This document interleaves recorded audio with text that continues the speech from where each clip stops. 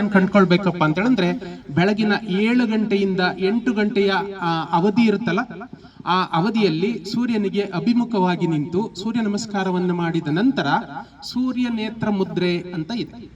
ಆ ಸೂರ್ಯ ನೇತ್ರ ಮುದ್ರೆಯ ಮೂಲಕ ಸೂರ್ಯನನ್ನ ದರ್ಶನ ಮಾಡಿದರೆ ಯಾವುದೇ ರೀತಿಯ ಹಾನಿಯಾಗದೆ ನೇರವಾಗಿ ನಮಗೆ ಆ ಶಕ್ತಿ ಚೈತನ್ಯವನ್ನ ಓಜಸ್ಸನ್ನ ಭಗವಂತ ನೇರವಾಗಿ ನೀಡ್ತಾನೆ.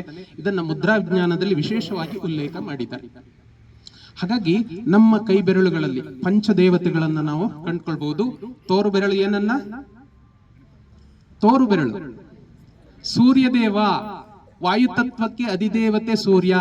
ಹೃದಯದ ಸಮಸ್ಯೆಗೆ ಕಾರಣ ವಾಯುವಿನ ತುಷ್ಟಿ. ಗೊತ್ತಾಯ್ತಾ? ವಾಯುವಿನ ತುಷ್ಟಿ ಆಗದೆ ಹೃದಯದ ಸಮಸ್ಯೆ ಆಗೋದಿಲ್ಲ.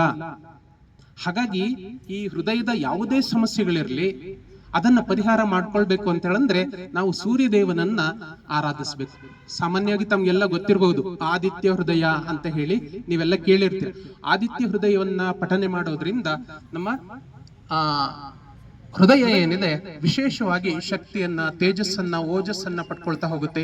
ಯಾವುದೇ ರೀತಿಯ ನ್ಯೂನತೆಗಳಿದ್ರೆ ಅದು ಸರಿಪಡಿಸ್ಕೊಳ್ತಾ ಹೋಗುತ್ತೆ.